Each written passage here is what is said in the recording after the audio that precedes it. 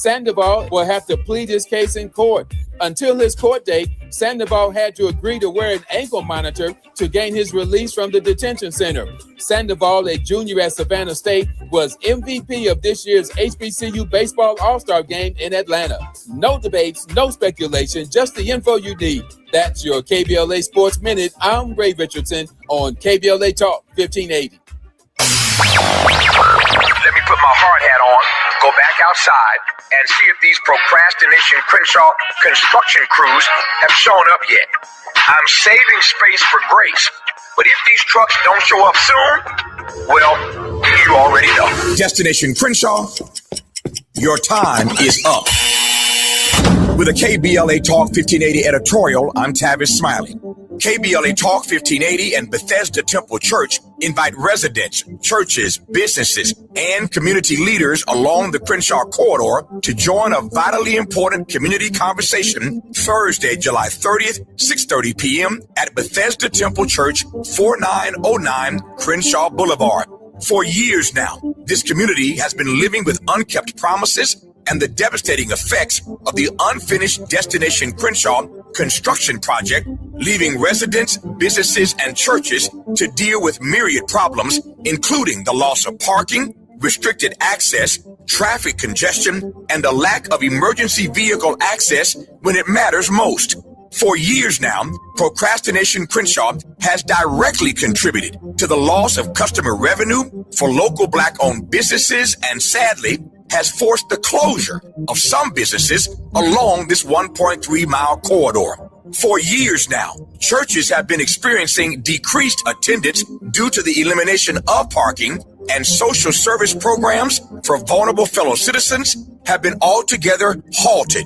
For years now, residents have watched their quality of life erode, and nothing has been done about it. If they think they can get away with treating Black folk like second-class citizens, they better think again. You better think about what you're trying to do to me. This town hall meeting is a reckoning, a public witness, an opportunity for impacted community members to share their experiences for the public record as we prepare to hold those responsible accountable for this enduring nightmare.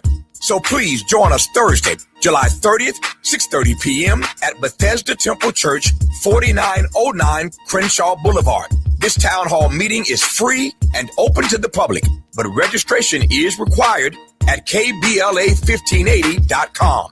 With a KBLA Talk 1580 editorial, I'm Tavis Smiley, and as always, We welcome your feedback.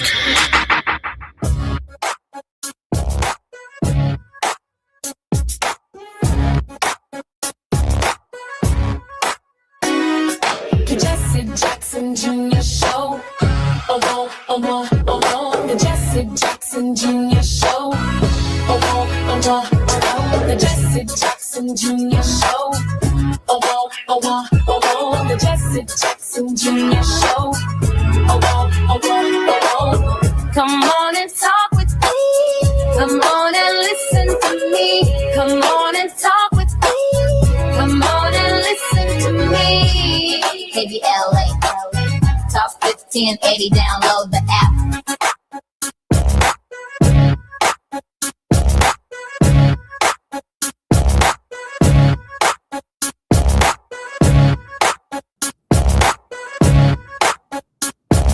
I'm Jesse Jackson Jr. It's Tenacious Tuesday on the Jesse Jackson Jr. Show on KBLA Talk 1580. In this first segment, I'd like to opine before I bring up our very special guest, as well as lighting it up with Liz King. Liz King is with us in this hour. It takes two wings to fly, everybody. A bird does not fly on one wing. It takes the left wing and the right wing working in tension against the same air to lift the whole body off the ground. That was the lesson the late Congressman Henry Hyde and this writer learned firsthand, foregoing what became called the Hyde-Jackson Partnership in the effort to build Chicago's long-awaited third municipal airport at Peatone.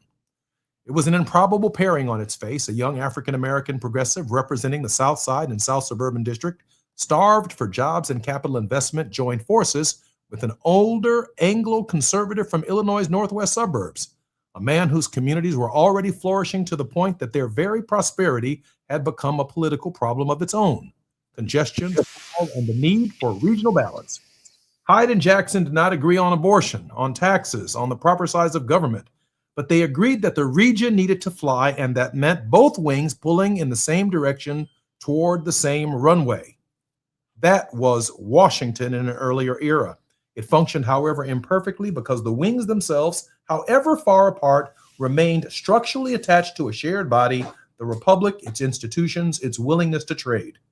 Today's problem is not the wings, it's the wingtips. At the left edge, the DSA and the most maximalist flank of the Bernie Sanders coalition have in places substituted purity for persuasion, treating coalition building itself as a form of betrayal. At the rightward edge, the Trump MAGA coalition has in places substituted loyalty for law, treating institutions themselves as the enemy rather than the arena. Neither extreme is interested any longer in the Hyde-Jackson model, in which two people who fundamentally disagree nonetheless built something together because they both believed in the body they were attached to. Both wingtips, in their own way, have concluded that the body is the problem, that the republic itself must be reconstituted or torn down before anything worth building can be built. That's not a debate. That's a structural failure. A wing torn at the tip does not merely lose lift on one side, it destabilizes the whole aircraft, sending it into a spin with no single wing. Never strong enough to correct the course alone. This is what it means to say the country is splitting down the seams, not left-right disagreement of the ordinary kind, but a fraying at the extremities that threatens the stitching holding the whole garment together. The German philosopher Hegel offered a framework worth recovering here. Thesis meets antithesis, and out of that collision, not by splitting the difference, but by genuine synthesis, a higher unity emerges that preserves what is true in each side while transcending what is false. Dr. King understood this instinctively when he spoke of the beloved community. He did not ask the mob to become marchers or the marchers to become the mob. He asked both to recognize a truth that stood above their present positions, that no one is free until we're all free, and that machinery of violence, however righteous and stated as its cause, corrodes the hand that operates it. That is the work now required, not the tips, but at the root. The DSA's thesis is a truth that markets left fully to themselves produce dynasties of wealth alongside deserts of opportunity, and the government has an affirmative role in closing that gap. MAGA's antithesis carries a truth as well, that distant institutions, unaccountable and often contemptuous of the communities they govern, breed a legitimate anger that cannot simply be shamed into silence. The synthesis is neither program, It is the older, harder discipline of the Hyde-Jackson model. Two people, arm's length in ideology, building one runway because they never stopped believing they belonged to the same country. Howard Thurman wrote about the reconciliation begins with an inward journey before it can ever become an outward act, that a person or a people must first come to peace with themselves before they can extend the peace to an adversary. The Republic's wingtips would do well to take that journey. The rest of us, the broad body of the bird, still structurally sound, still capable of flight, would do well to insist on it. Two wings, one bird. It has always been thus, and it will have to be thus again if the Republic ever intends to leave the ground. I'm Jesse Jackson Jr. When we come forward, we'll be lighting it up with Liz King right here on the Jesse Jackson Jr. Show on KBLA Talk 1580. It's afternoon drive time with Jesse Jackson Jr. Only on KBLA Talk 1580. Small businesses are the heart of America. But you don't have to go it alone. As the nation's largest nonprofit resource of expert business mentoring, SCORE has helped millions of entrepreneurs build their businesses for free. Get the connections, education, and guidance you need with SCORE. We're ready to help. Find a mentor today at score.org. Michael's tax debt with the IRS was an absolute nightmare. I ended up owing about $160,000. Then he found out about Clarity Tax Relief. Clarity Tax Relief are some of the nicest people. It's like being part of a family. And when it was over, Clarity Tax Relief saved me a boatload of money, and the garnishment stopped, which was a beautiful thing. call Clarity Tax Relief now. 800-644-5111. 800-644-5111. Individual results may vary. Visit claritytaxrelief.com for more information. There is no denying that we've always been the conscience of this country. KBLA Talk 1580 is progressive talk radio built for our community, by our community, and with hosts who look like you, live near you, and care about what you care about. 50,000 watts of truth right here in Southern California. KBLA Talk 1580. Listen live on your AM radio dial at 1580, or stream us live on our KBLA1580.com website or on our free KBLA 1580 app. Unapologetically progressive. Don't be anxious or confused about AI. Take control of your career when you get the skills to tackle real business problems and design specialized solutions. HR Dive reported that entry-level talent with applied AI credentials can receive up to a 25% salary boost. But where do you find training that you can trust? Future-proof your career and deliver more value with Humans Lead the Way AI. Their hybrid learning courses use practical definitions, real-world examples, and strategic insights to help you and your team understand AI with confidence. No magic, no hacks, no shortcuts. Just practical knowledge that helps you use AI more successfully. Don't wait. AI can never replace people who know how to use it well. Register for courses today at humansleadtheway.com. That's humansleadtheway.com. Now back to more of Jesse Jackson Jr. on KBLA Talk 1580. The Jesse Jackson Jr. Show. The Jesse Jackson Jr. Show. The Jesse Jackson Jr. Show. The Jesse Jackson Jr. Show. King Quality drops the beat. Come on and talk with me. Come on and listen to me. Come on and talk with me. Come on and listen to me. KBLA Talk 1580. I'm Jesse Jackson Jr. Welcome forward to the Jesse Jackson Jr. Show on KBLA Talk 1580. It's Tenacious Tuesday, and on this day in our first hour, Liz King, who formerly served as the Education Equity Senior Program Director for the Leadership Conference on Civil and Human Rights, a position that she held since 2015. The Leadership Conference is a coalition charged by a diverse membership of more than 240 organizations to promote civil and protect the civil and human rights of all persons in the United States. I'm honored that Liz is a regular contributor here on the Jesse Jackson Junior Show. Prior to joining that conference, she served as Senior Policy Associate for my former colleague, Congressman Shaka Fattah, meaning her knowledge on Capitol Hill is just as vast as her mind and thinking. Liz, welcome forward to the Jesse Jackson Jr. Show and Tenacious Thank you so much, Tuesday. Congressman. It's the best part of any week. Always good to be here. I am so glad you're here. And we have a very special guest who will be joining us in this hour, Shawan Jackson, founder and executive director of Vocal Justice, a national education nonprofit that builds youth power and social justice literacy in schools across the country. Boy, we need that.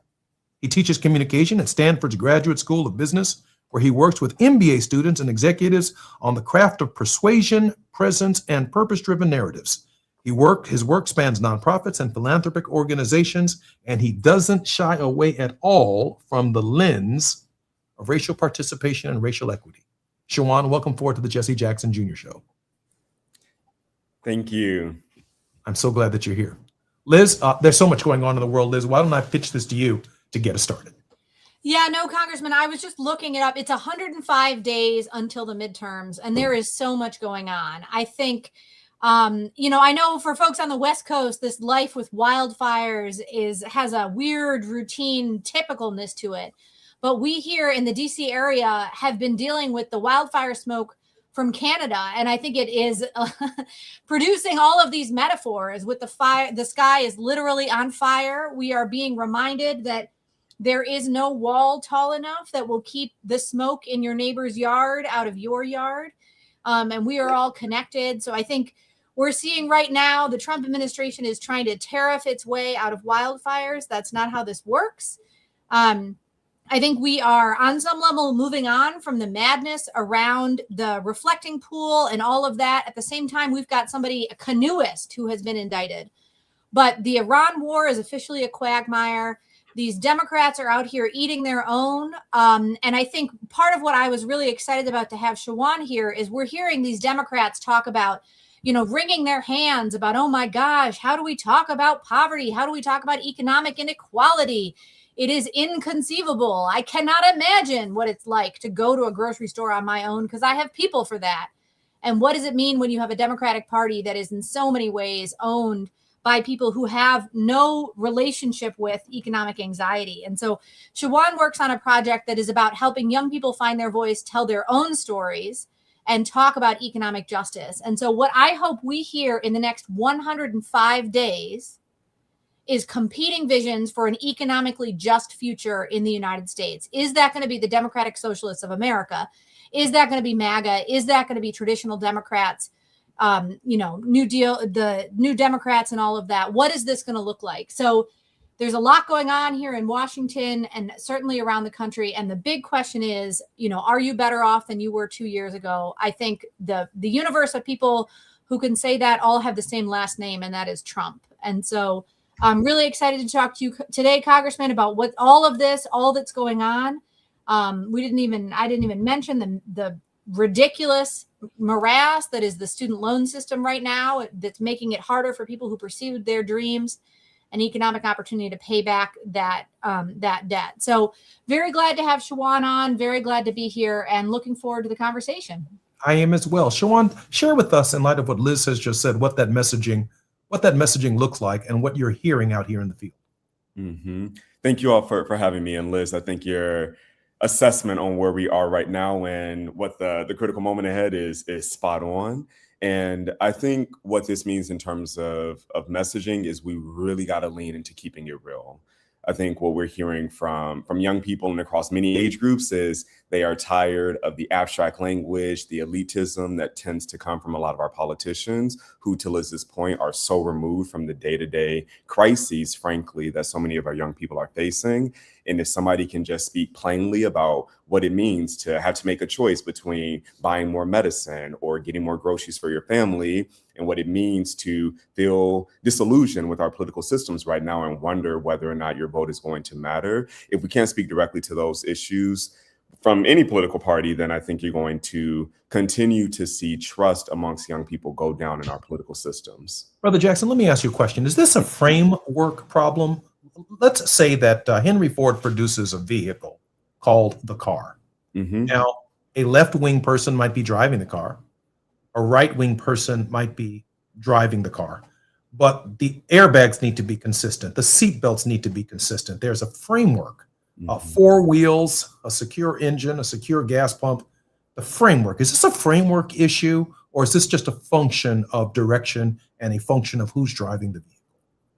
And when you say framework, can you share a bit more about how that applies to this political moment? I mean, I think our economic system is a wide open machine in a field without a driver, and it's going to generate, it's either going to pick corn, it's either going to shuck corn, or a wide open machine is as dangerous as anything imaginable without a fundamental direction. I mean, is the direction of our system to provide an equal high quality education for all Americans? Is the direction of our system to provide health care of equal high quality for all Americans? Is the direction of our system, if we're going to be a democracy, the fundamental right to vote for all Americans? Is that a structural? That for me is a structural problem.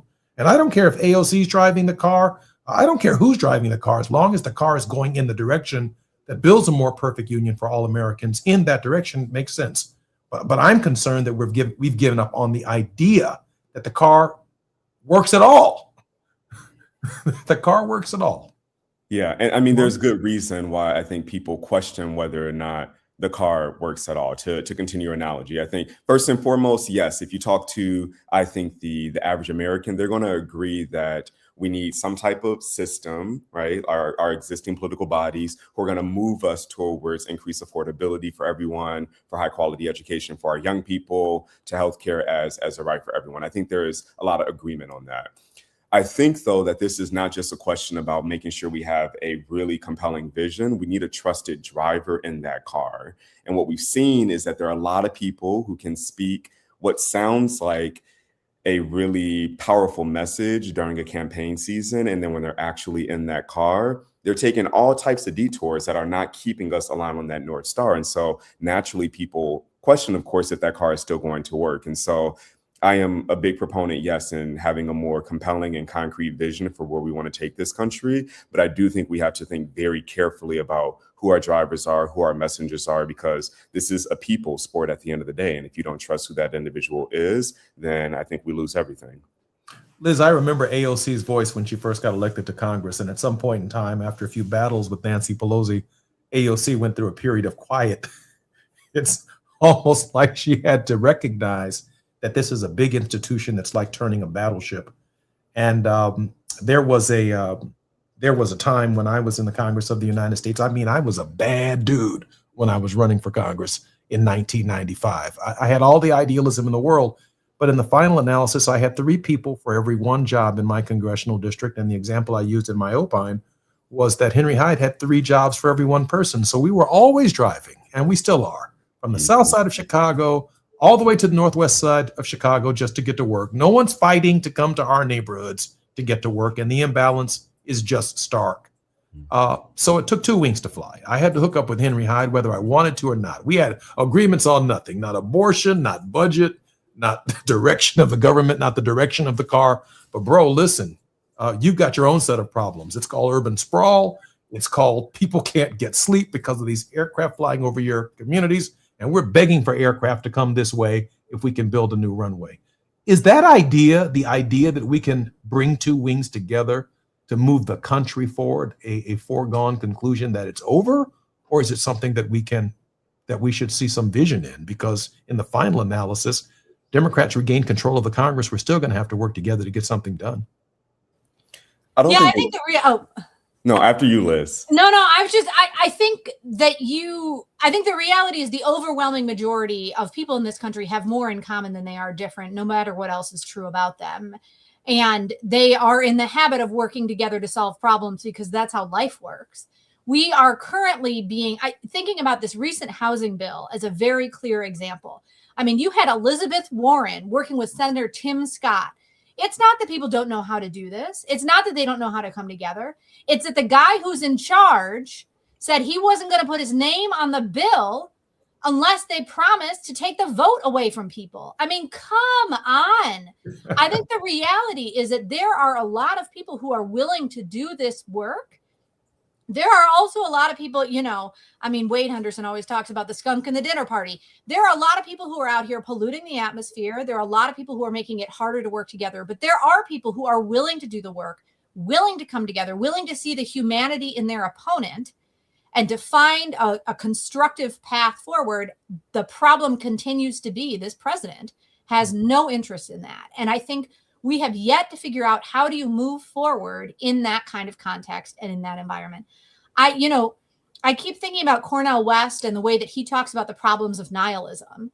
And it is true. It is terrifying to think that there are so many Americans who may have given up on the idea that the Constitution is real, that the Constitution could protect us, that our laws are there to serve us, that our government is there to serve us, is just awful. But then you watch what Mamdani is doing in New York, right? So you remember that, on the Reagan's thing, I'm the government, the scariest words in the English language, I'm the government and I'm here to help. And Mamdani flipped that on his head and said, the scariest words in the English language are, I worked all day and I can't feed my kids. That is a sentiment that almost everyone in this country can identify with. Maybe not Elon Musk, but maybe he shouldn't be in charge. So I think there are a lot of people willing to do the work, willing to come together. That Hyde-Jackson model, I think, can come back. The question is, are we, to Shawan's point, are we going to find the leaders who will help us get there, who will give the permission, who will create the space, create the ground so that people can come together across lines of difference to solve problems together? Brother Jackson. Yes, I think what I would add here is two things. One is that the problem of political polarization is not new, right? I think it's becoming increasingly a problem now because of social media and the fragmentation of our news sources, where people are developing incomplete and inaccurate narratives about people who hold different political ideologies because of the messages that they're consuming. But what we also know is that if we can have people actually come together in person, get out of the narrow messages that they're believing about other people, they're more than willing to work together because they realize, to Liz's point, just how much they have in common, which is I want to be able to take care of generations above me and those below me and be able to enjoy my life with my family and friends as well. And so I think we really have to think more about that in-person engagement piece. I'm also thinking about what gives me hope at the local level. There are so many individuals across political parties who are coming together in community to resist groups like ICE that are coming into their neighborhoods. And it's just saying, okay, let's all come together and support one another. And so I don't think it's foregone that partnership is a possibility, but I think we have to really think about how do we disrupt these really damaging narratives that promote stereotypes about folks at either end of the spectrum, get folks together in person more, do more at the local level so that we can really see this power of partnership is possible. Shawan, we have about 2 minutes before we come to our break. Share with me your thoughts about how we actually accomplish that. I mean, I appreciate what you're saying about media fragmentation, narrative fragmentation, and the way in which it's being presented, but how do we overcome that? Mm-hmm. I think about what can happen at the education level, which is the space that I work in, of course. And then I also think about what needs to happen structurally in the government. So I do think that schools are our most powerful sites of socialization. And so the more we can think about how do we diversify our learning environment so that students can be exposed to folks of all types of political persuasions and different class backgrounds, the more they can start to see that there's complexity to the identities that people hold and that no one is just in a box that social media or the news might portray them as. I'm also thinking about money and politics. I think a lot of what is keeping polarization in place right now is directly linked to lobbying. If there's a financial incentive for you to maintain a particular position in order to get reelected, I don't have to tell you this, Congressman. Of course, there's an incentive for people to do that. And we often hear about news sources where individuals say, well, behind the scenes, X representative actually is a bit more reasonable, but they have to put on a particular posture in order to maintain that financial support. So long term, I'm definitely thinking about how do we get money out of politics so that people can just focus on pushing forward the messages of their constituents and not those who have the greatest amount of wealth. I'm Jesse Jackson Jr., listening to the Jesse Jackson Jr. Show on KBLA Talk 1580. We're lighting it up on this Tenacious Tuesday with Liz King. Our very special guest is Shawan Jackson. This brother teaches at Stanford University and has an equitable racial lens on some of the challenges that are confronting our nation. He's part of a new generation of leadership that we want you to hear from on the 405, the 101, the 5, the 10, the 118, the 110 in Los Angeles, California. We are doing our part to build a more perfect union, and we're doing and encouraging you to do yours by making sure you pay attention to what's being said on programming like this right here at KBLA Talk 1580. I'm Jesse Jackson Jr. More on KBLA Talk 1580 when we come forward. It's afternoon drive time with Jesse Jackson Jr. Only on KBLA Talk 1580.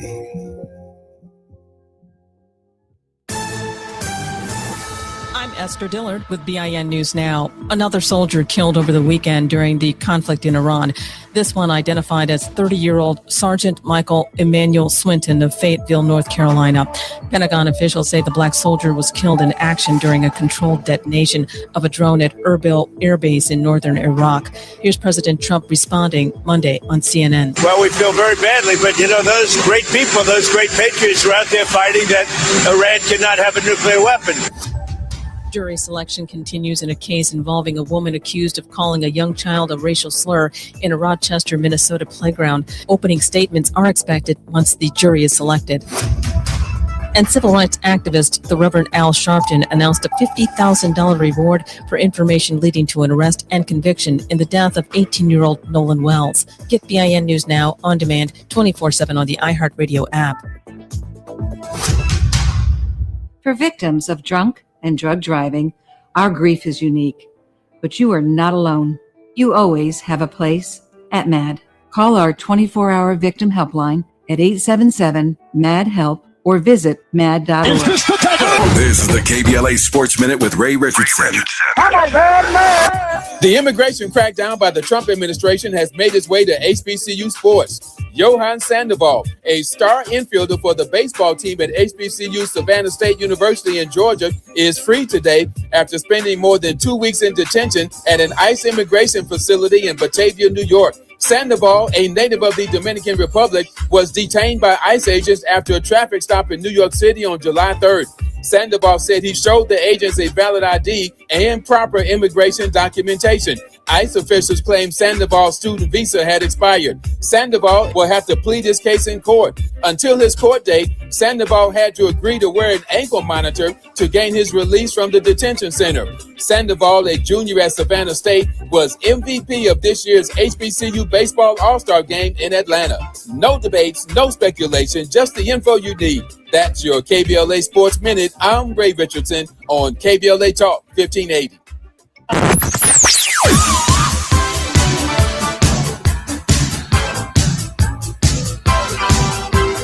This is KBLA Talk 1580. Talk radio. That's music to your ears. We're unapologetically progressive. KBLA Talk 1580. Roger and Tracy saved over $18,400.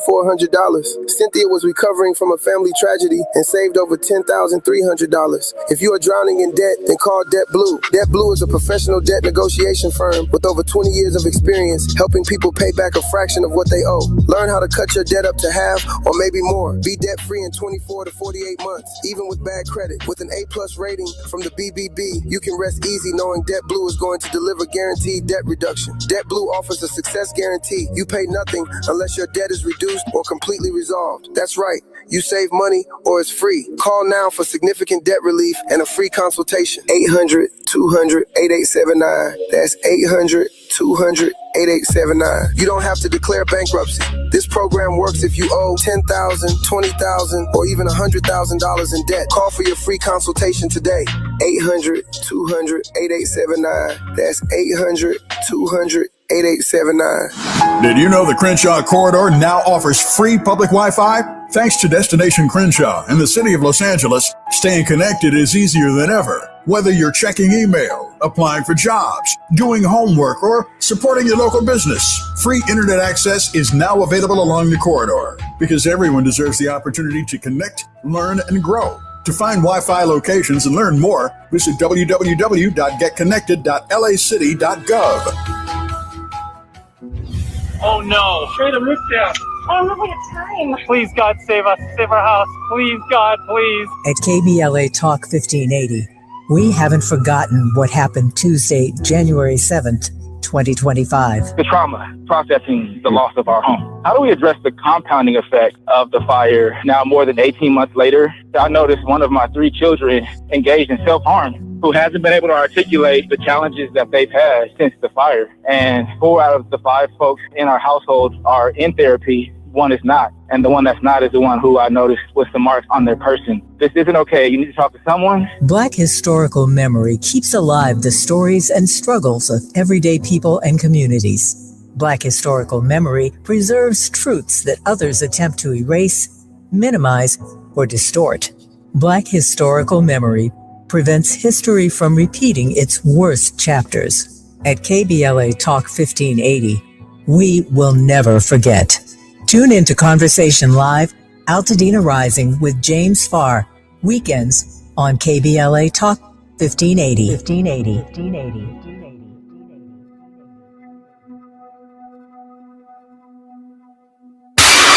Unapologetically progressive. You're listening to KBLA Talk 1580.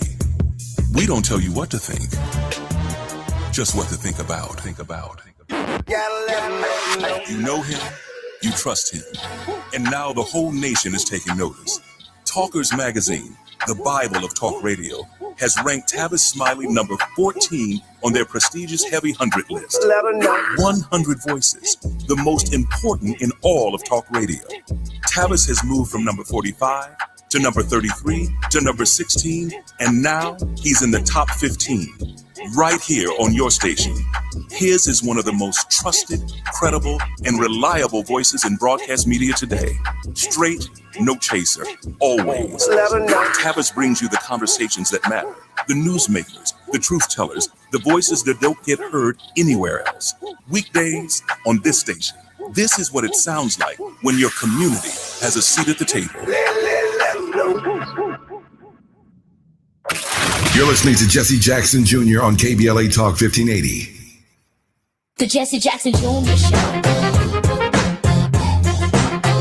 The Jesse Jackson Jr. Show. The Jesse Jackson Jr. Show. The Jesse Jackson Jr. Show. King Quality drops the beat. Come on and talk with me. Come on and listen to me. Come on and talk with me. Come on and listen to me. KBLA Talk 1580. Download the app. I'm Jesse Jackson Jr. Welcome forward to the Jesse Jackson Jr. Show on KBLA Talk 1580. We're lighting it up this Tenacious Tuesday with Liz King. Liz and I have a very special guest in Shawan Jackson, founder and executive director of Vocal Justice, a national education nonprofit that builds youth power and social justice literacy in schools across the country. He teaches communications at Stanford's Graduate School of Business, where he works with MBA students, executives on the craft of persuasion, presence, and purpose-driven narratives. His work spans nonprofits and philanthropic organizations, helping organizations find the story that holds up under pressure, facilitating high-stakes convenings where diverse stakeholders build shared understanding, and coaching individual leaders to speak with greater clarity, authority, and authenticity. He brings a racial equity lens to everything he does, believing that the most transformative communication work is also the most honest work. Liz and Shawan, welcome forward and welcome back to the Jesse Jackson Jr. Show. Thank you, Congressman. Always good to be here. Likewise. Appreciate y'all having me. Man, it's an honor to have you here, Shawan. Listen, let me ask you a question. Tell me about your work and tell me what you're learning from the students that you are working with in this particular environment. Mm-hmm.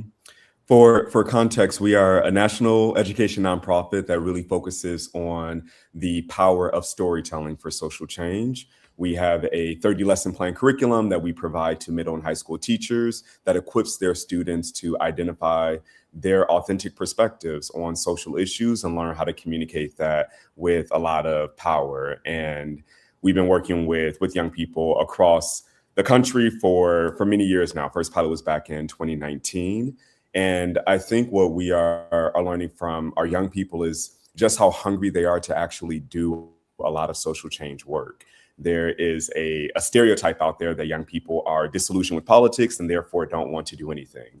That disillusionment is real. Trust is going down in public institutions with young people in particular. That is backed by the data. But the story is more complicated, where we're hearing from our students, hey, I really want to speak up. I really want to engage civically. And I'm actually looking for some partnership to develop my skills to do that. It might not be through traditional political engagement, but there are other things that I can do at the local level, at my school, with my family, in order to make some type of change. And so I think that's what's been very heartening for me, is seeing that hunger, that drive from our young people that disrupts this idea that they're just fully complacent and therefore inactive. And we're also hearing from students how powerful it is when they see adults around them who are saying, I'm going to step out of your way and let you take the lead, and not presuppose my ideas of what social change needs to look like, but instead really allow it to be youth-led. Shawan, how can we support your work? Oh, I appreciate that question. First and foremost, we are thinking a lot about supporting high school principals to integrate more social justice learning and youth leadership into their school. So if you know a school leader that says, I am excited about youth power, I'm excited about social change, but I'm not really sure, how do I actually make this happen? What does the curriculum need to look like? How do I train my teachers? How do I get money to do this work effectively? We would love to talk to that principal and think about how we can bring some of our offerings to that space. So that's the first thing, is reach out. My email is at vocaljustice.org if you can support in that way. And then the second thing is, we are thinking a lot about narrative change right now, and really shifting this idea about what young people can and should be doing. And so for folks who have a background in communications and messaging, who want to support us as we are thinking through that work, we will love to hear from you. And lastly, of course, as a nonprofit executive director, I always have to make a funding pitch. If you are ever so in a position to support, we take all types of donations, of course, and folks can contribute at vocaljustice.org. Thank you, Shawan. Hey, Liz, you know what? In listening to Shawan in this moment, I'm saying to myself that Donald Trump is a symbol, that maybe he's just a scab on top of a deeper wound of engagement and lack of trust that people, and young people in particular, have with our system, with our institutions, and with the idea of how the system itself is delivering for people. Liz, Donald Trump has only made it worse, but he's brought to the forefront something that I get the impression Brother Shawan Jackson is actually trying to address in a more substantive, detailed way. Liz? Yeah, absolutely. The point that people are angry about how they've been mistreated, the point that our system excludes them and marginalizes them and tells them they don't matter, and tells them that what they believe is unimportant. I mean, that is a very real and honest critique, exactly to your point at the beginning of the show, Congressman, that what people have been saying here, what they are trying to communicate about the way in which they have been forgotten and left behind. I think your father talked about this all the time, right? The way in which people talk about having been forgotten and left behind is real. It is honest. It is true. And it doesn't have to be about hurting other people. It is Donald Trump who's taking that and weaponizing it. And so really, if we're going to see more politicians saying, don't believe your lying eyes, everything is fine, you don't need to be so angry, don't worry, the elite has your back, don't worry, the economic system is going to work out for you. If we keep hearing politicians say that from whatever political party, it's going to do nothing for us to rebuild. Exactly to your point, Congressman, we need to get back to the idea that we are all part of one body here, and that is the only path forward. Liz, let's say that Donald Trump has weaponized it. Why the tone deafness in the Democratic Party? Well, I think they're the recipients of all of our votes and all of our, a lot of our so-called left-wing activity. Why the tone deafness from them? Why the insurgents, if you will, of Bernie Sanders and AOC and the congressional candidates who are successful in New York and Mamdani and their leadership? It matters at this hour, and the people are paying attention. How'd this sneak up on the Democratic Party? I mean, you look at what happened in Maine, right? They went and invented a candidate out of whole cloth. Turns out he was a real human being after all. So we need to be recruiting candidates from everywhere, from every bar, from every field and farm, and from every hospital and classroom. I just want to call out, I was watching a markup, a House committee markup earlier today, and Jahana Hayes was bringing it. Brilliant Congresswoman from Connecticut, not very well known, deserves to be better known. And she had to deal with some real hateful intolerance from Mary Miller, congresswoman from a really hateful congresswoman from Illinois. And Jahana Hayes brought it. And she showed us what leadership looks like, what dignity looks like. And she came to Congress from the classroom. She was a teacher before she was elected to Congress. And so I think that Democrats need to do a better job looking for potential leaders in every aspect of our society. Every single one of those young people that Shawan has been working with needs to be asked, hey, do you want to run for office? Hey, do you want to be governor of California one day? Hey, have you ever thought about being mayor of your city? There is incredible talent. We need to find it in places where they're not going to have to read a fact sheet about how to talk to poor people. I mean, it's nonsense. The right comes for AOC, and they call her out for the way in which she's able to relate to real people as if it's some kind of act. She has the benefit of speaking authentically from her own experience. So we need to recognize the virtue of the diverse experiences of Americans in all kinds of ways and places and find opportunities for them to lead the future of our country. I'm Jesse Jackson Jr., listening to Jesse Jackson Jr. Show on KBLA Talk 1580. We're lighting it up with Liz King right here on Tenacious Tuesday. When we come forward, a couple more questions of Brother Siobhan Jackson when we come forward, but also give him an honest opportunity to share with us an authentic message. We're leaving the final 3 minutes of our show for our very special guest, Shawan Jackson, to deliver to the country a word of hope. I'm Jesse Jackson Jr. More on KBLA Talk 1580 when we come forward. While you're stuck in traffic, we can at least bring you up to speed on the news of the day. You're listening to Jesse Jackson Jr. only on KBLA Talk 1580.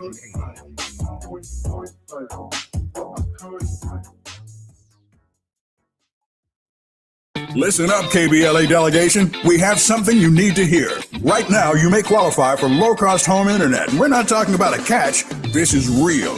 Many internet service providers offer low-cost internet plans if anyone in your household is enrolled in CalFresh, Medi-Cal, SSI, or is income eligible. There are a lot of families in our community who deserve to be connected. Here's all you do. Call 844-461-7893. That's the Get Connected call center. Real people ready to help you enroll today. Or go online to internetforallnow.org to find a provider near you. You may also qualify for a low-cost computer through Human IT. Connectivity is not a luxury. In 2026, it's a necessity, and you deserve access just like everybody else. Call 844-461-7893. That's 844-461-7893. KBLA's got you. If you missed any of this, you can always go to our website at kbla1580.com. Brought to you by KBLA Talk 1580 in partnership with the California Emerging Technology Fund, CETF. The Sickle Cell Community Consortium Warrior Convention, sponsored in part by Agios and Pfizer, is July 22nd through 26th. Sickle cell education, entertainment, and family fun. Free hotel scholarships are available. Register now at sicklecellconvention.org. KBLA Talk 1580. We've got a lot to talk about. KBLA Talk 1580, connecting you with services and solutions. These are hard times for housing in America. Too many in our community face barriers to safe housing, behavioral health care, and affirming spaces for healing, particularly those impacted by poverty and stigma or incarceration. Rooted in South LA, Ahmad supports impacted communities through housing, wellness, and leadership development. Ahmad provides culturally responsive, peer-led support from transitional housing and mental health services to leadership development and youth empowerment. They offer safe, affirming houses for youth, transgender women, and formerly incarcerated individuals. Therapy and peer support with a focus on healing trauma in Black communities. HIV prevention and care, free testing, education, and wraparound services for whole person wellness. Standing in the gap with health, housing, and hope. Reach out to Ahmad Institute at 323-569-1610. That's 323-569-1610. Or visit amaad.org. This is a community call to action from KBLA Talk 1580. KBLA Talk 1580. We've got a lot to talk about.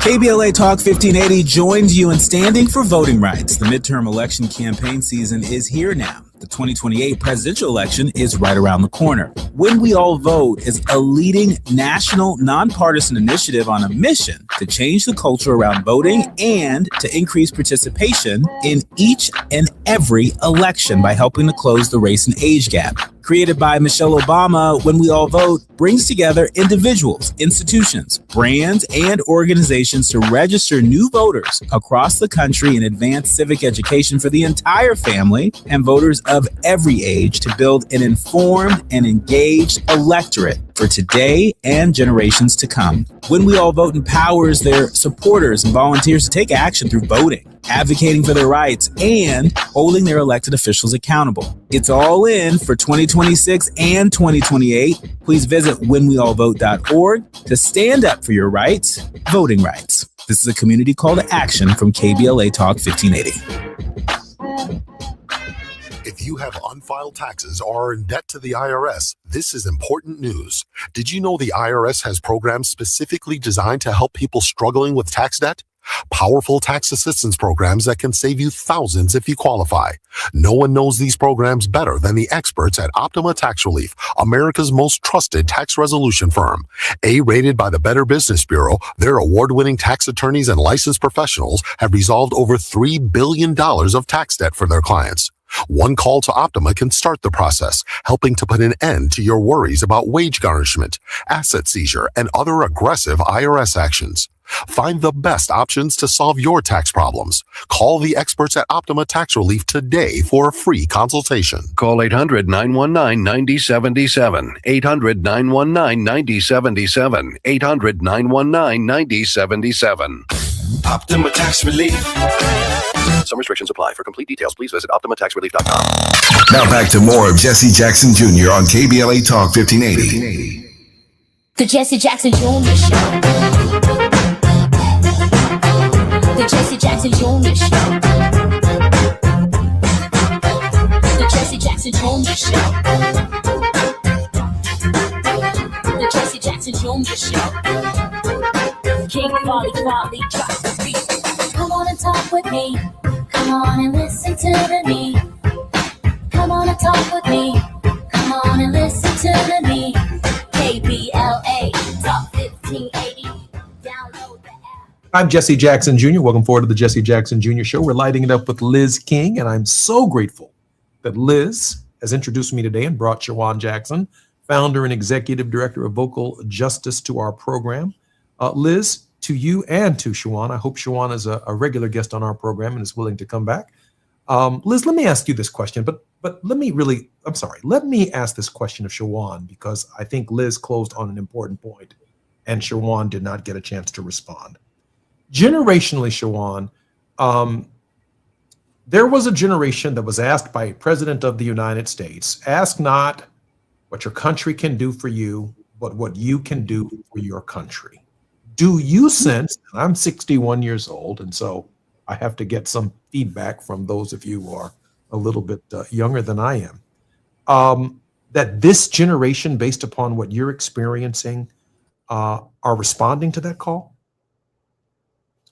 Absolutely. Look, I always want to see more civic engagement about what we can be doing, but I do see maybe not traditional forms of civic engagement that we've seen in the past in terms of running for office or voting at the levels that I would want to see. But we are seeing care that's happening for communities, especially at the local level. I see it all the time with the students in our Vocal Justice program.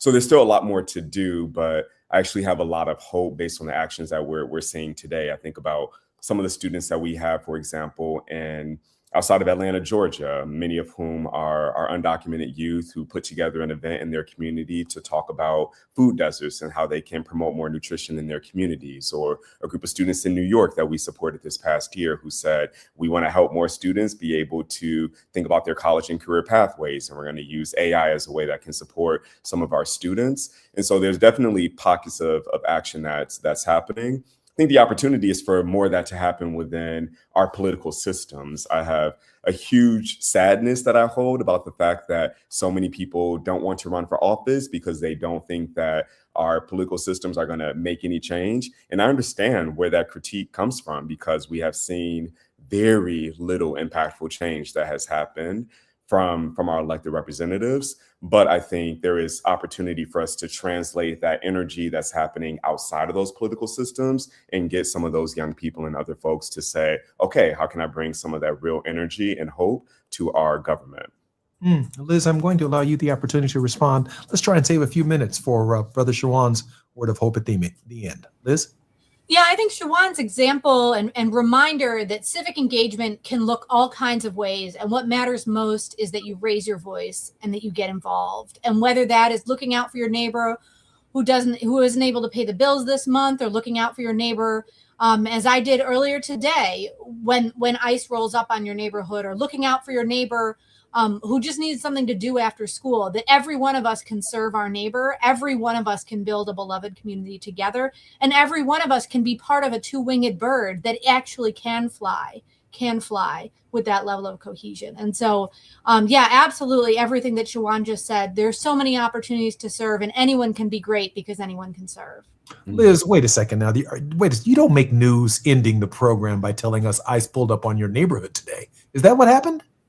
Yeah, it is not an uncommon occurrence. And so I busted out my white complected self, and I walked there, and I stood and I looked at the scary vehicle that was looking to kidnap my neighbors. And I let them know that I was watching them. I let them know that I was watching them. And that is what we do today. And that is what today calls for. And tomorrow we'll call for something else. And every one of us, every day, will show up in whatever way we can. I love that. Go, Liz, go, Liz, go. Shawan Jackson. Liz has been a fighter since we first connected many years ago, and long before that, I am sure, and it's beautiful to hear about that work that you're continuing to do. And I really appreciate the way Liz said there are expansive ways to show up civically and for each other. And I think what my challenge is to all of us who are adults is to not have a narrow way that we think about who can be a leader and what leadership looks like. I think what we have seen in the civic leadership development space across nonprofits is that we really want to go after the young people who are thriving academically, who are compliant, who are eloquent speakers, but that really restricts the ideas that are going to be elevated if we only have a particular type of person. And so I really think about the quiet kid who might be sitting in the back, who has incredible ideas on how to transform their school systems, but has not had a teacher look at them and say, you can be a phenomenal leader in our school, because they don't fit the mold of what a good leader is.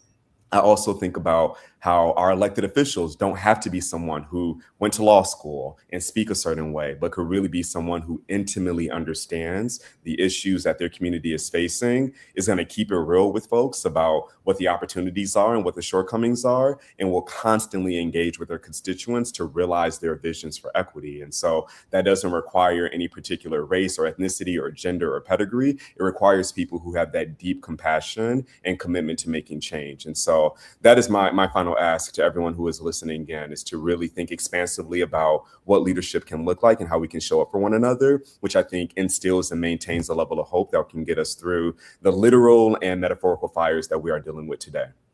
Shawan, I love that. I also think I heard you say that there is a leadership class that needs to be cultivated that's essentially invisible. The student in the back of the classroom, or even the vocal student who never considered public office.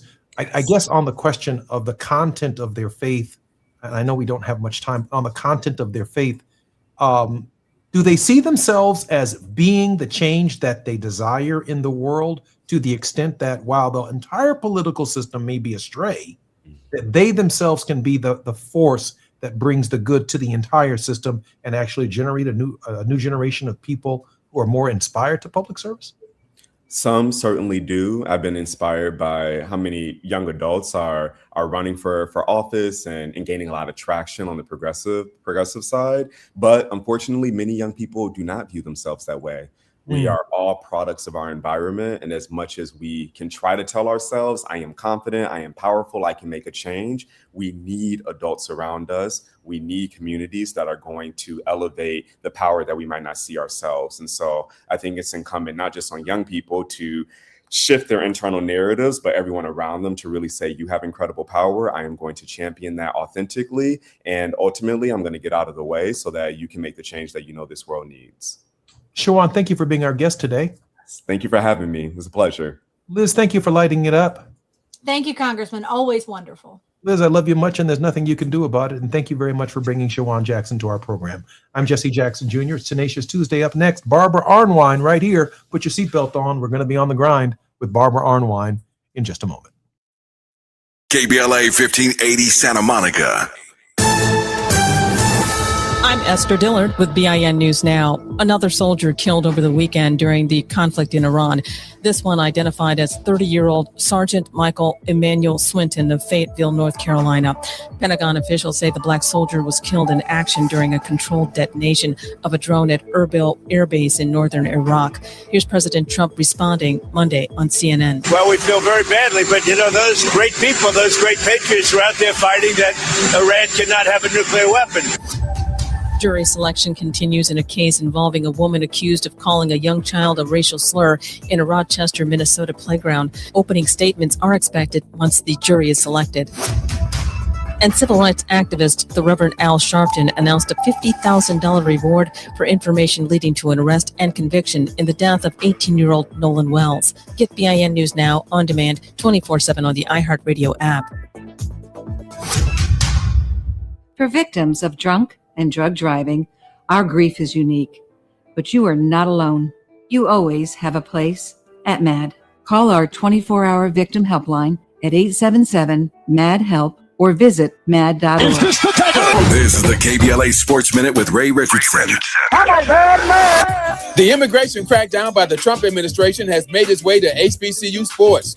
Johan Sandoval, a star infielder for the baseball team at HBCU Savannah State University in Georgia, is free today after spending more than 2 weeks in detention at an ICE immigration facility in Batavia, New York. Sandoval, a native of the Dominican Republic, was detained by ICE agents after a traffic stop in New York City on July 3rd. Sandoval said he showed the agents a valid ID and proper immigration documentation.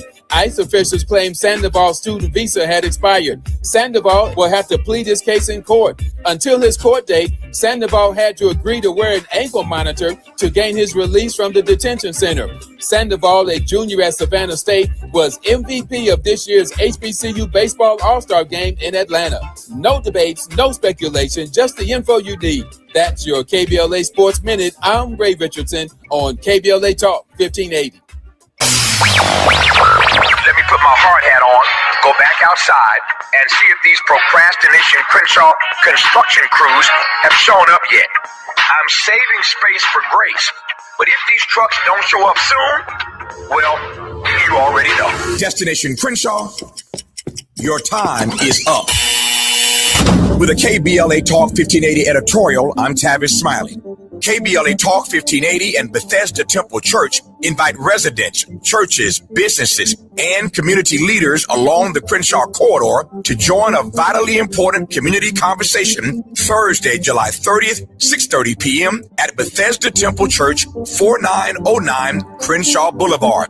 For years now, this community has been living with unkept promises and the devastating effects of the unfinished Destination Crenshaw construction project, leaving residents, businesses, and churches to deal with myriad problems, including the loss of parking, restricted access, traffic congestion, and a lack of emergency vehicle access when it matters most. For years now, Procrastination Crenshaw has directly contributed to the loss of customer revenue for local Black-owned businesses and, sadly, has forced the closure of some businesses along this 1.3-mile corridor.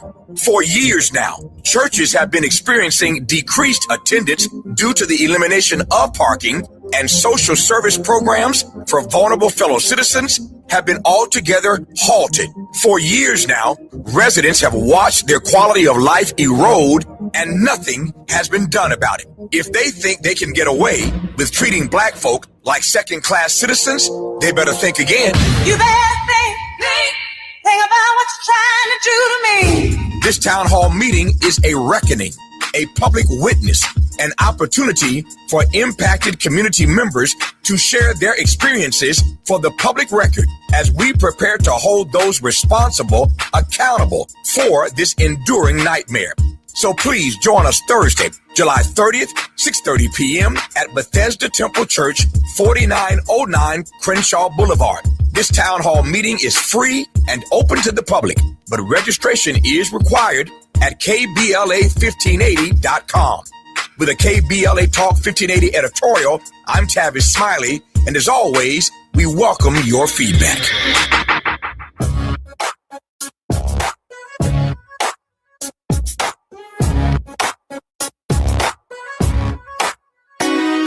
The Jesse Jackson Jr. Show. The Jesse Jackson Jr. Show. The Jesse Jackson Jr. Show. The Jesse Jackson Jr. Show. Come on and talk with me. Come on and listen to me. Come on and talk with me. Come on and listen to me. KBLA Talk 1580. Download the app. I'm Jesse Jackson Jr. Welcome forward to the Jesse Jackson Jr. Show. It's Tenacious Tuesday, and we are on the grind, therefore, with Barbara Arnwine, born in Southern California. Arnwine is a graduate of Scripps College and the Duke University School of Law, president and founder of the Transformative Justice Coalition, internationally renowned contributions on critical justice issues, including the passage of the landmark Civil Rights Act of 1991 and the 2006 reauthorization of provisions of the Voting Rights Act. Normally on our show, I begin with a countdown. Stop. I begin with a countdown because when Barbara brings it, she brings it all. But if I don't have the countdown, I already know how she's going to.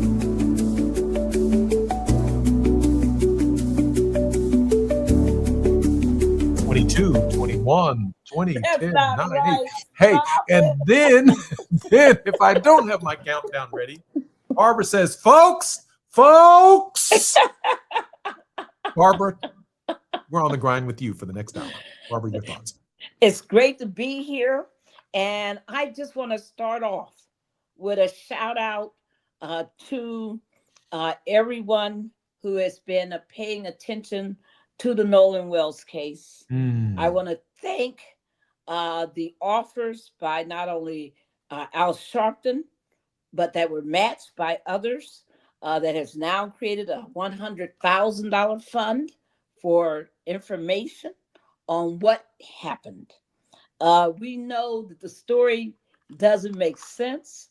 We know it's wrong, and they laid that young, handsome man's body to rest yesterday. 18 years old, our best, laid into the ground without any explanation or justification. I want to give kudos to the NAACP for having a whole session today on Nolan Wells, to have Ben Crump and others present to all of the, what's going on. And I am grateful, just grateful that we saw that amazing happening.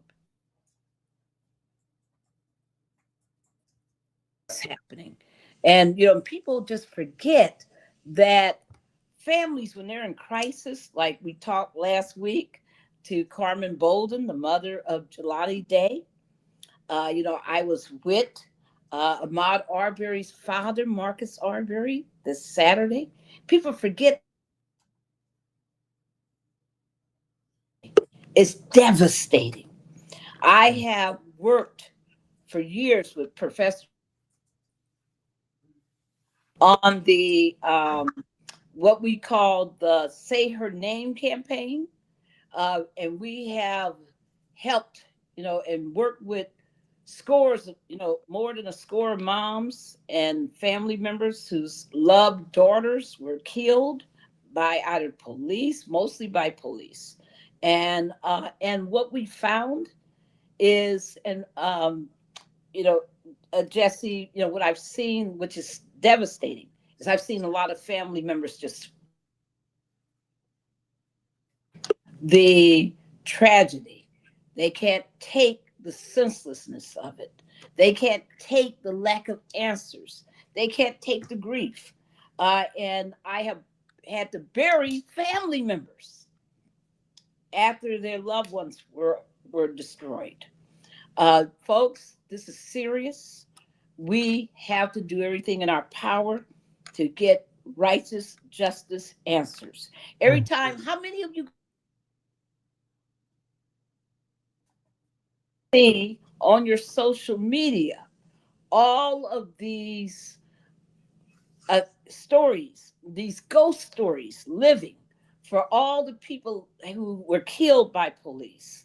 You know, it just breaks my heart every time I see these pictures of these beautiful men and women, or when I see, you know, these hate crimes, like this is what we think happened here. And to just see those left behind, sorrow that we all have in our heart. So every time we see one, we're saying something. Ayanna Stanley, Tamir Rice, all of these people, our hearts, Eric Gardner, just person after person, we put our hearts out there as a community. And so I just want to say to the Nolan Wells family, you are not alone.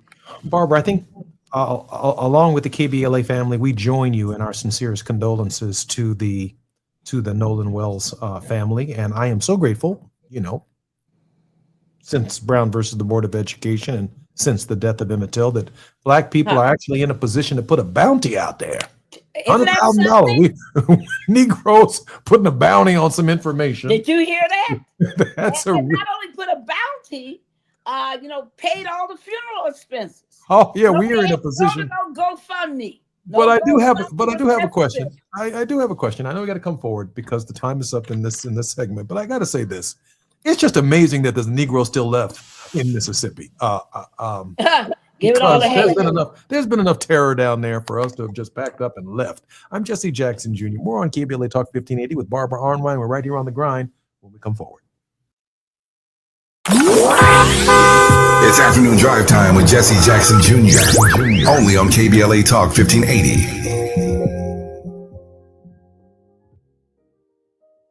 Small businesses are the heart of America.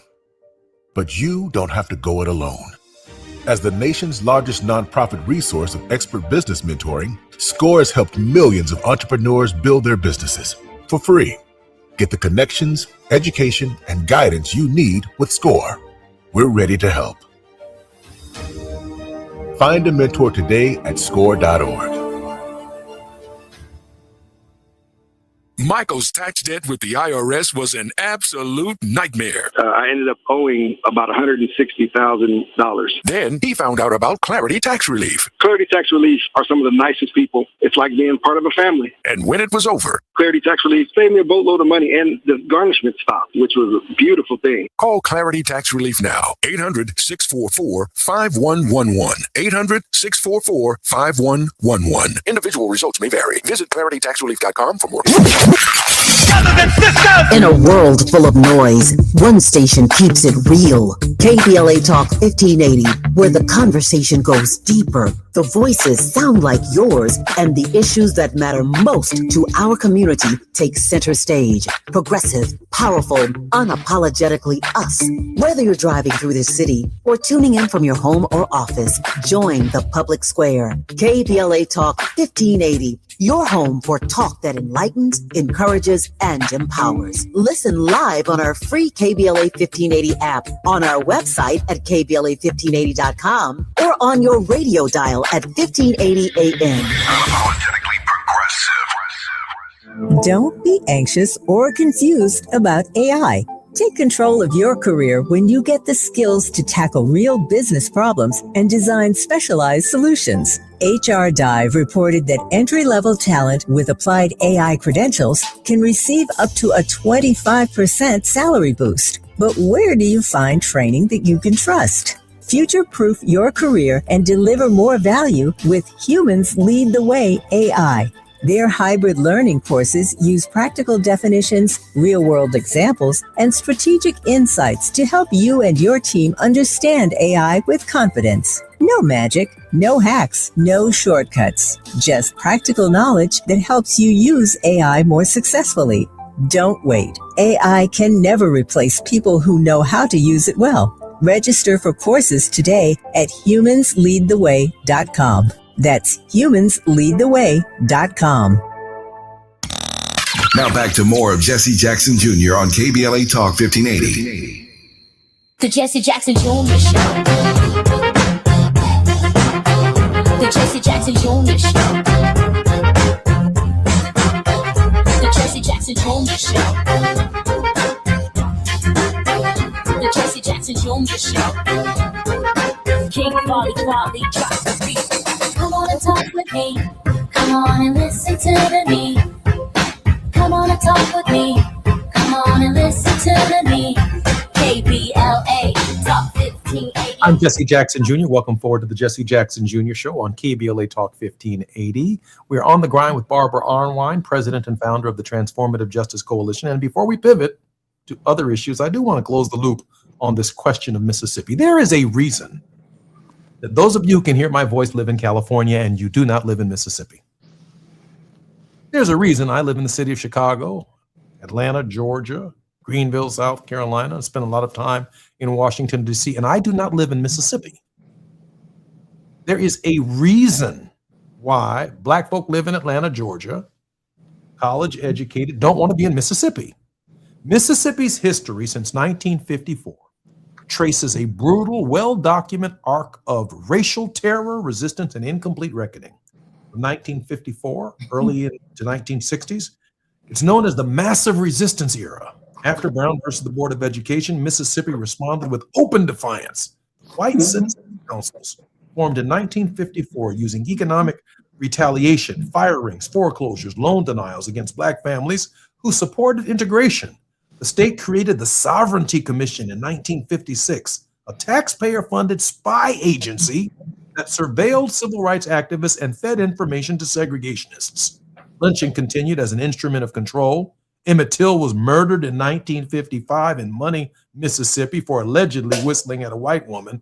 His killers were acquitted by an all-white jury. From 1961 to 1965, Freedom Summer and the movement years, Medgar Evers, the NAACP field secretary, was assassinated in his driveway in Jackson in 1963. In 1964, Freedom Summer, 3 civil rights workers, James Chaney, Andrew Goodman, and Michael Schwerner, were murdered near Philadelphia, Mississippi by Klansmen working with local police. Churches were bombed, homes were burned, activists beaten by police and mobs in near total impunity. Fannie Lou Hamer was jailed and beaten nearly to death in Winona for trying to register people to vote. Between 1965 and the 80s, the Voting Rights Act of 1965 began dismantling formal disenfranchisement, but Mississippi fought the implementation of that, closing public schools rather than integrate them and using large voting schemes and redistricting to dilute Black political power well into the 1980s. In the 1990s to present, the violence became less overtly public, but persistent structurally. Mississippi retained the death penalty with stark racial disparities, maintained some of the nation's worst prison conditions, and continued underfunding majority Black school districts. High-profile killings continued to surface, like James Craig Anderson, run over and killed by white teenagers in Jackson in 2011, an attack investigators called racially motivated, and the reckoning is incomplete. Some convictions came decades later. Byron Della Beckwith wasn't convicted for murder of Medgar Evers until 1994, when he was an old man, almost too old to serve. The Chaney, Goodman, and Schwerner case saw its first state conviction in 2005. The Sovereignty Commission's files were eventually opened to the public, confirming the scale of state collusion in surveillance and repression. Mississippi is often treated as the movement's hardest ground, the place where the stakes of nonviolent resistance were most lethal. I just had to get that out. Barbara, we know a lot about Mississippi. In fact, somebody said, Mississippi, goddamn. Oh, yes. That was a song. Folks, Mississippi is like, it reminds me so much of the entirety of the U.S., that it is a place where African Americans have bled and have fought and have struggled, have been, oppressed. And it's a place that still 37% of the population of Mississippi is Black, 37%. And folks, I want you to go see on Instagram, Marcus Farrell, Ferrell, has a wonderful, just beautiful video that he put together called "We Coming for You, Mississippi."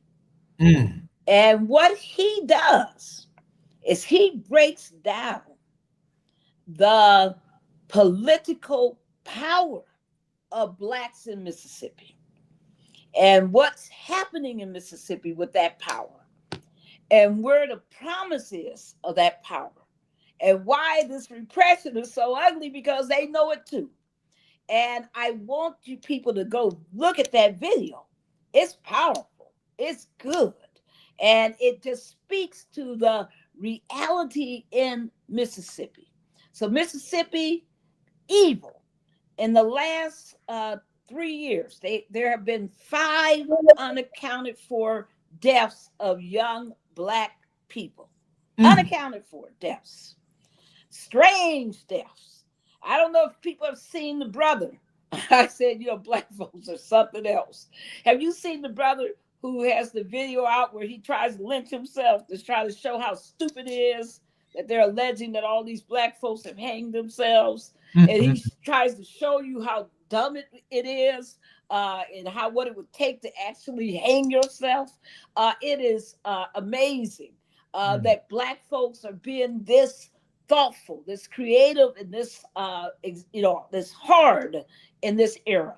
I had on my radio show earlier today Professor Kimberly Crenshaw, and Professor Crenshaw has a new book out called Backtalkers.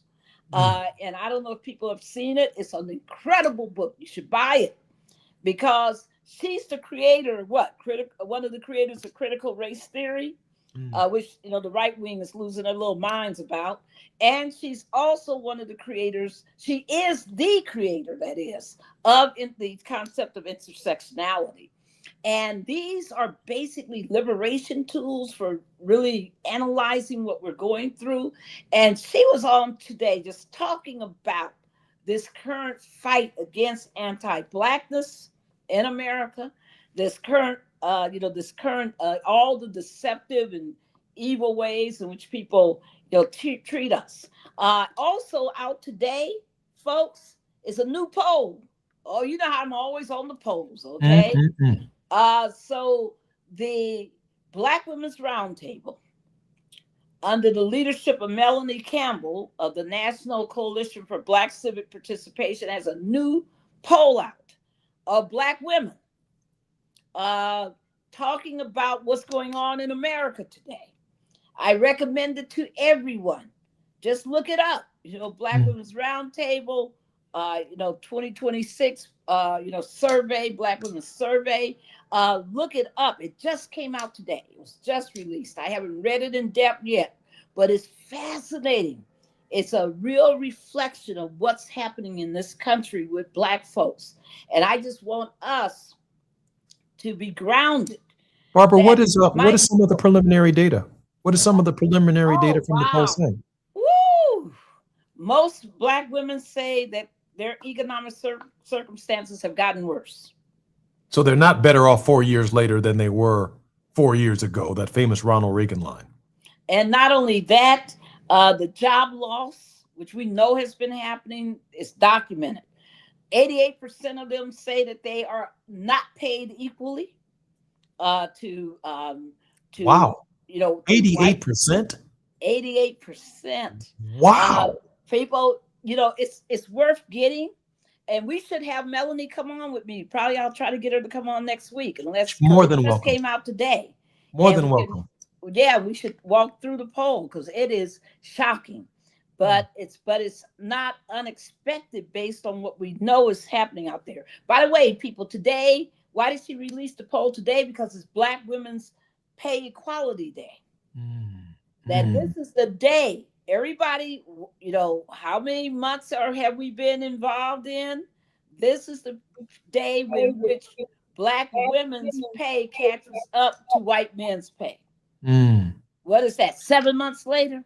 So they're 7 months in. So for our listeners, they're 7 months into the work by the time their pay actually catches up to a comparable white man doing the same job. You got it. The same job. The same job, folks. So I am just really, I wanted to put that out there that when we consider it, see my position is that every time I go down to Washington, D.C., and I see the Vietnam War Memorial, there's an Arnwine on there. That's my cousin, who I barely ever got to know because he was killed in Vietnam. My people's blood is in the soil of this country. All of our people's blood is in the soil of this country. This country has no right to tell us that they own a state that we can't live in peacefully and prosperously. Absolutely. We have the right to demand that Mississippi be changed, and we need to, as the brother says in the video, we coming for you. We ain't sitting back taking this madness. We're not going to let this be a territory where it's just terrifying and wrong for Black people. No. We coming like sinners. Defend Mississippi, right? Come on now. Come on now. Not Ryan Coogler. You got it. Coming like sinners for you. So watch out, because we are not playing. Barbara, I shared with our listeners yesterday on the program, because our audience is mainly in Los Angeles, California, and I in the love city of me from Chicago, LA. Love around LA. the country, that if I had to ask myself the question on the 405 or the 101 or the 5, why should Mississippi matter to me because of my busy day, I would tell you that they have 2 United States senators, that they have 4 U.S. congressmen, including one Benny Thompson, who holds Donald Trump accountable.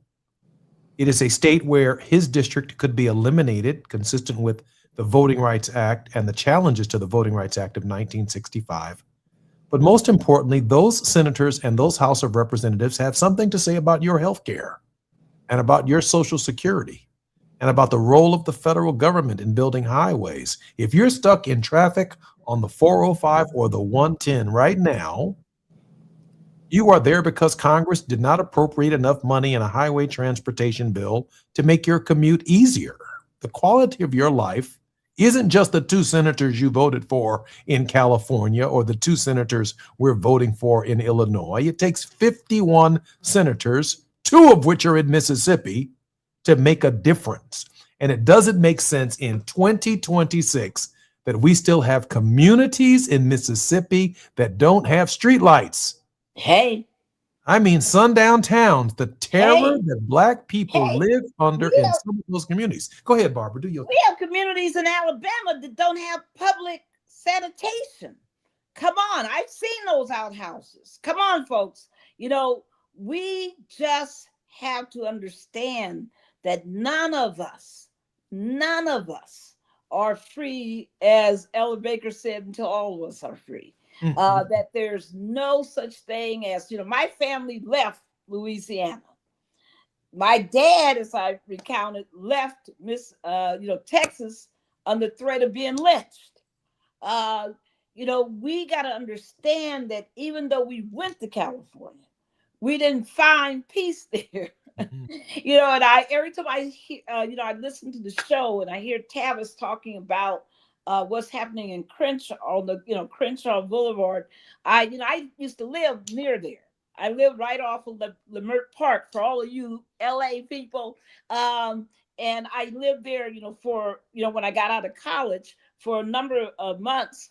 And I would walk up to Crenshaw all the time, and I know what people are going through. Every time I walk, like I did this weekend on Sweet Auburn Avenue in Atlanta, I see the same devastation that I've seen in LA and Crenshaw, same devastation that we've seen in Tulsa, same devastation that we've seen all over this country. Durham, where there used to be these incredible Black Wall Streets, they're all gone. They were gone, wiped out, and now they're beginning to reemerge, Kansas City reemerge.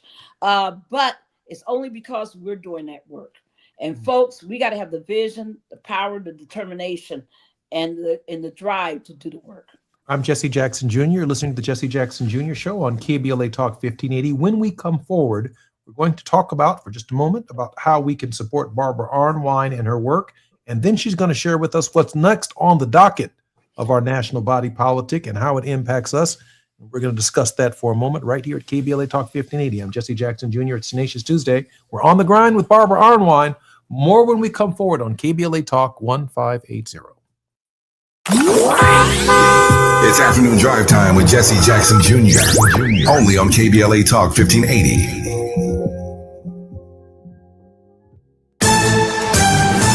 I'm Esther Dillard with BIN News Now. Weather officials are keeping a close eye on Tropical Storm Bertha. It's reportedly getting stronger as it passes northwest Florida's Gulf Coast. National Hurricane Center Deputy Director Jamie Rome explains why. The storm is experiencing what we call northerly shear. There's strong winds to the north that are pushing all of that shower and thunderstorm activity. The National Hurricane Center has posted tropical storm warnings from Mexico Beach to the Alabama border.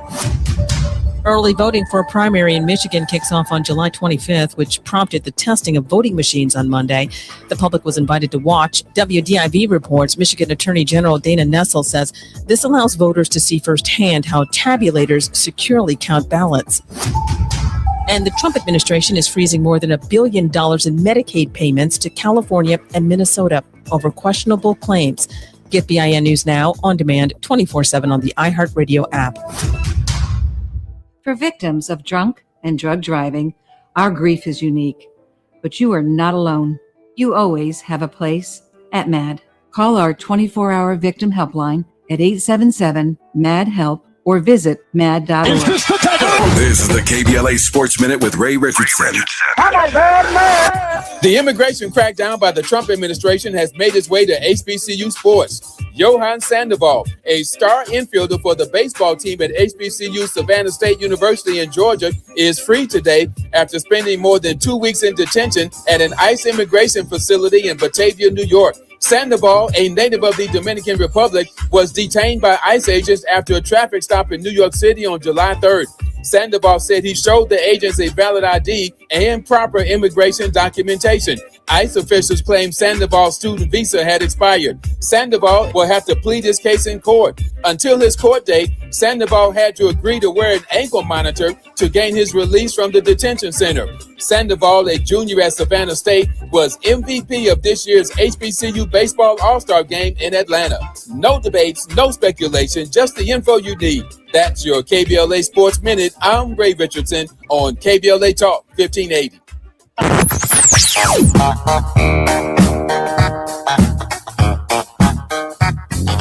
This is KBLA Talk 1580. Talk radio. That's music to your ears. We're unapologetically progressive. KBLA Talk 1580.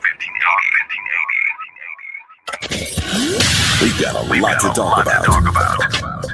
Hi, I'm Zoe Williams, aka the Voice of Reason, encouraging you to join me weekdays from 7 to 9 p.m. for the world's most intriguing relationship radio roundtable. Every night, I facilitate and encourage our loyal listeners to participate in the most engaging relationship discussions you'll hear anywhere. So make it a point to rendezvous with me, Zoe Williams, the Voice of Reason, Monday through Friday, 7 to 9 p.m. Pacific Standard Time. Trust me, your relationships will never be the same. The VOR is on fire tonight. Unapologetically progressive. KBLA Talk 1580. We've got your black. Listen up, KBLA delegation. We have something you need to hear. Right now, you may qualify for low-cost home internet. We're not talking about a catch. This is real. Many internet service providers offer low-cost internet plans if anyone in your household is enrolled in CalFresh, Medi-Cal, SSI, or is income eligible. There are a lot of families in our community who deserve to be connected. Here's all you do. Call 844-461-7893. That's the Get Connected call center. Real people ready to help you enroll today. Or go online to internetforallnow.org to find a provider near you. You may also qualify for a low-cost computer through Human IT. Connectivity is not a luxury. In 2026, it's a necessity, and you deserve access just like everybody else. Call 844-461-7893. That's 844-461-7893. KBLA's got you. If you missed any of this, you can always go to our website at KBLA1580.com. Brought to you by KBLA Talk 1580 in partnership with the California Emerging Technology Fund, CETF. Oh no. Straight the roof down. I don't know your time. Please, God, save us. Save our house. Please, God, please. At KBLA Talk 1580, we haven't forgotten what happened Tuesday, January 7th, 2025. The trauma, processing the loss of our home. How do we address the compounding effect of the fire now more than 18 months later? I noticed one of my 3 children engaged in self-harm who hasn't been able to articulate the challenges that they've had since the fire. And 4 out of the 5 folks in our household are in therapy. 1 is not. And the one that's not is the one who I noticed with some marks on their person. This isn't okay. You need to talk to someone. Black historical memory keeps alive the stories and struggles of everyday people and communities. Black historical memory preserves truths that others attempt to erase, minimize, or distort. Black historical memory prevents history from repeating its worst chapters. At KBLA Talk 1580, we will never forget. Tune into Conversation Live, Altadena Rising with James Farr, weekends on KBLA Talk 1580. 1580.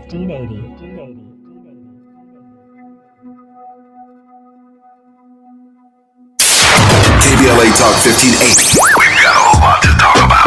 KBLA Talk 1580, connecting you with services and solutions. The Michael's Daughter Foundation is dedicated to inspiring youth and resilience through storytelling, arts, filmmaking, and enrichment programs for youth and families in under-resourced communities and system-impacted individuals. The Michael's Daughter Foundation is a 501c3 nonprofit providing free and low-cost arts programs to youth and families from under-resourced communities, both system-impacted youth and those affected by the incarceration of a loved one. 1 in 43 children in America have a parent incarcerated. 70% of those children are expected to end up in prison. Through filmmaking, animation, theater, and writing, they help young people express themselves, build confidence, and imagine new possibilities. Beyond the arts, they offer financial literacy workshops, emergency support, and scholarships. Because thriving takes more than talent, it takes access. To learn more about the impact of Michael Daughters Foundation and how you can be a part of the movement, please visit their website, michaelsdaughterfoundation.com. This is a community call to action from KBLA Talk 1580. You're listening to Jesse Jackson Jr. on KBLA Talk 1580. The Jesse Jackson Jr. Show. The Jesse Jackson Jr. Show.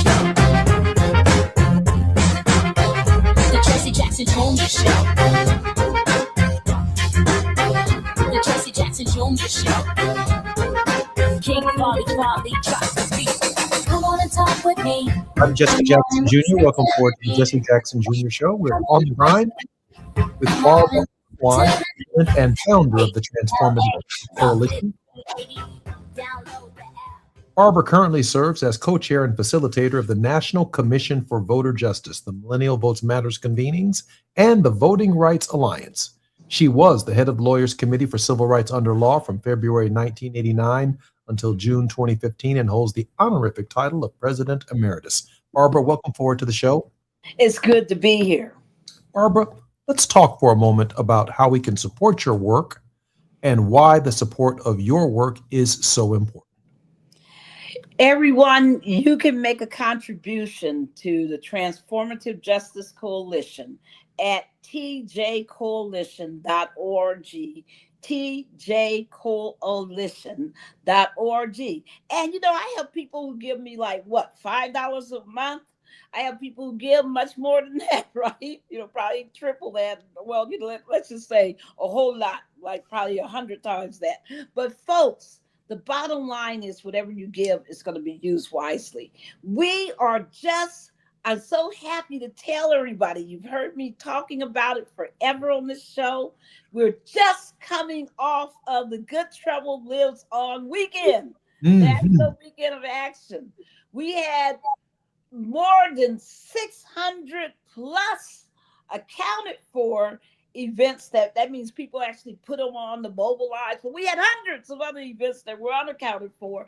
I am so proud of and grateful to every single person who got out there and held voter registration drives, who had teach-ins so people knew what their rights were, who preached from their pulpits, who took those TJC fans and waved them in the air with John Lewis Good Trouble, who came to Atlanta to be part of the flagship.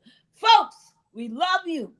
We appreciate you, because after that unhinged, demented, and absolutely insane speech that your president gave on Thursday, and by the way, question, why did he do it on the eve of Good Trouble Lives On in July? Why did he do it? He is on a rampage to destroy our democracy and to destroy the right to vote for everybody. Remember, we talked about this, folks, that they want to shrink the electorate down as small as they can get it so that they can prevail with their evil policies. Folks, this is the first month of this year that most people are experiencing their SNAP benefit cutbacks, and it's devastating across the country. This is because that big, better, beautiful, whatever, Lion Act that they came up with just really has started impacting folks right now. And this man up here, did you guys hear him? Come on. What did he talk about? He talked about 250,000, aliens who were registered to vote. Folks, you know what that list, you remember he talked about all these docs, and you can go look at the docs. Please go look at them. Because if you look at that doc, what are you going to find on there? Who you going to find a lot of on that quote list? Dead people. Barbara, can I pivot for just a second back to a point that you were making? Can you share with our listeners the point of the Good Trouble events? Yes. And what the goal was accomplishing to address some of the madness that's taking place in Washington and from this demented president. Right. Share with us once again what the point was about Good Trouble. Everybody, if you hear that expression, Good Trouble, that expression was coined by one John Lewis. John Lewis, you might know as a congressman, but before he became a congressman, he made his mark as the chairman of the Student Nonviolent Coordinating Committee, SNCC. And, with Ella Baker and all of the others who created SNCC, he was their leader. And in 1965, the people of Selma said to him, please come and march with us, because they killed Jimmy Lee Jackson, who was only trying to be part of a demonstration and protecting his mom. The police killed him. And they said, let's take his body and let's, take his spirit to Montgomery. So we're going to march from Selma to Montgomery. Even though he was killed in Marion, we're going to march from Selma to Montgomery, because we got to cross that bridge symbolically, that Edmund Pettus Bridge. And John Lewis told SNCC's board that he was going to go to Selma and be there for the people of Selma and help lead the march. And they said, no, you can't. They said, it's too dangerous. You're likely to get hurt.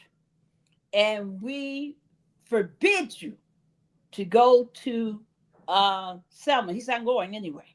And they said, well, if you go, you will lose your chairmanship. We will strip you of your chairmanship. He said, I'm going anyway. He said, if that's what it's going to take, if that's what you're going to do, go ahead and do it, because I will not leave the people of Selma alone. And he went to Selma. You've seen the movie Selma, folks. It doesn't show you what I just talked about. But you will see the movie and you will see how he bravely led those people across the bridge. And people, if you want to talk about John Lewis, you got to talk about the C's, as I call it. His consciousness, his commitment, his consistency, but more than anything, number one above everything, courage. because when they got to the apex of that bridge, they looked down and they saw those state troopers on horses with gas masks, with dogs. They saw those batons being beaten in their hands. They saw the threat to their lives. And the thing they did that history cannot reverse is that they kept on marching forward. And that is what led, and they were horribly beaten. And the cameras caught it. All of the beating, all the mistreatment, all the lives that were ultimately changed that day. But it made the whole nation conscious of how vicious Alabama's racism was and how much they were denying people the right to vote. It leads to almost a 2-week struggle, under which there then becomes the march from Selma to Montgomery, which then becomes the hallmark of laying the ground, the marker for the passage of the Voting Rights Act of 1965. Stick a pin right there, Barbara. Stick a pin right there, because I want to bring this. That's why we love him. This little point to the head. And as a result of that, Barbara Arnwine's organization had more than 600 events around the country, training deputy registrars, registering people to vote, and preparing them to register people to vote for the midterms.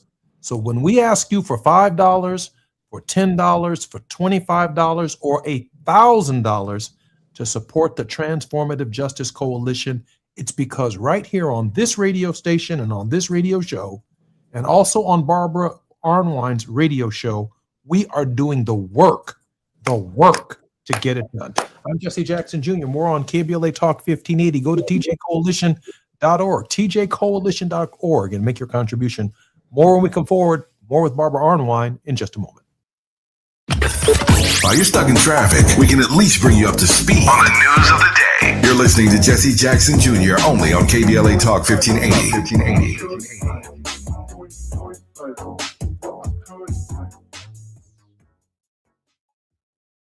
Hi, this is Chris Holden, former mayor of Pasadena, former California Assembly member and CEO of LA Fire Justice. Join Chris Holden and LA Fire Justice for the 27th Annual Community Block Party and Resource Fair, Saturday, August 1st from 3 to 7 p.m. on the 500 block of East Jackson Street in Pasadena. Bring the whole family for an afternoon of live entertainment, games, activities, arts and crafts, and a special performance by Altadena's own Grammy-nominated R&B artist, John B.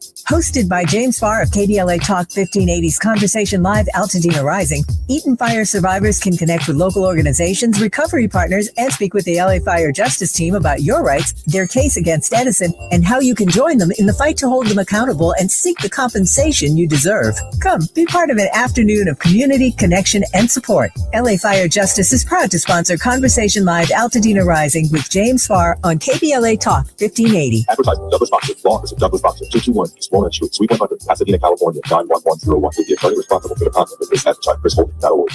Here's the deal. The government is over $38 trillion in debt, which means the IRS is not slowing down, and the tax code is complex and unforgiving. So it's not surprising if you're one of the millions of Americans that owe back taxes to the IRS. Unfortunately, they're the world's most powerful collection agency, with the ability to garnish your wages, seize your bank account, and even take your home or business.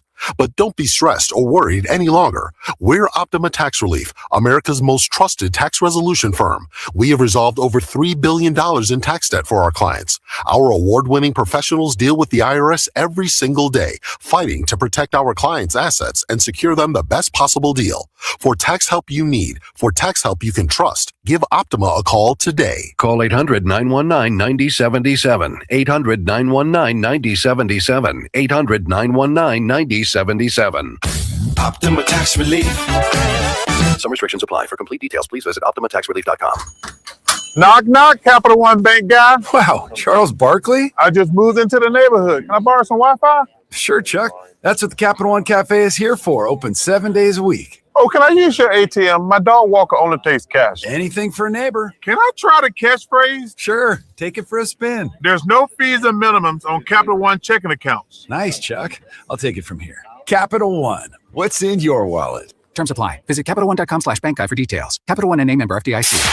KBLA Talk 1580. We've got a lot to talk about. Tired of being locked out of job opportunities and shut down by systemic racism? KBLA Talk 1580 stands with you in fighting for the rights of Black workers, and we don't black down. The Los Angeles Black Workers Center is a dynamic alliance of workers, organized labor, community-based organizations, clergy, students, and scholars working collectively to improve the position of the Black working class. The LA Black Workers Center takes a comprehensive approach to addressing the Black jobs crisis. Their programs promote access to quality jobs, racial equity in hiring and retention, discrimination-free job sites, and they prepare Black workers for employment in high-wage career track jobs. The LA Black Workers Center supports workers who need help protecting their rights on the job. They give workers access to quality jobs and remove systemic barriers to employment. And they are advocating for a fair deal for Black workers in the new Los Angeles City Charter. To sign up for free career readiness training, get involved in organizing, or learn about union apprenticeship programs and trade registries, please visit lablackworkercenter.org. That's lablackworkercenter.org. Together, we can beat the Black jobs crisis and build a more equitable Los Angeles. This is a community call to action from KBLA Talk 1580. Now back to more of Jesse Jackson Jr. on KBLA Talk 1580. The Jesse Jackson Jr. Show. The Jesse Jackson Jr. Show. The Jesse Jackson Jr. Show. The Jesse Jackson Jr. Show. King Folly, drop the beat. Come on and talk with me. Come on and listen to the me. Come on and talk with me. Come on and listen to the me. KBLA Talk 1580. Download the app. I'm Jesse Jackson Jr. Welcome forward to the Jesse Jackson Jr. Show on KBLA Talk 1580. We're on the grind with Barbara Arnwine, president and founder of the Transformative Justice Coalition. Barbara, welcome forward to the show. It's good to be here. Barbara, what can we do this week? And what is coming up this week that we need to be concerned about before we get to your word of hope? People, tonight, there's a mass call of Freedom Summer 2026, 276 African-American organizations. We're meeting tonight. We are asking you to join us. It's a mass call where we will be talking about what we got to do over these coming weeks. I want you to hear the voices of Cliff Albright and all the other people who will be speaking tonight.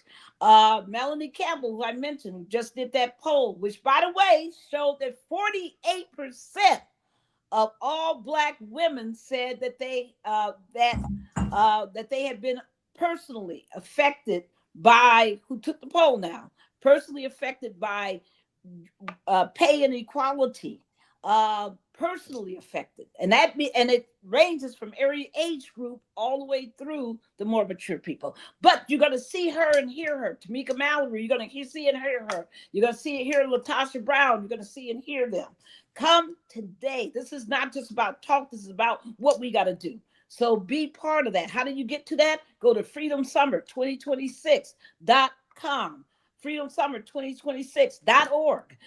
Look for it and you will find it and sign up and be there. I'm going to be there. I'm going to be listening. I don't always talk. I listen. I try to learn and I try to carry forth messages. Tomorrow night, we're having a debrief for everyone who participated in Good Trouble Lives On and everybody who wants to participate next year. Thank you all, Californians. You guys were magnificent. You had all those beautiful events. Love you, Los Angeles.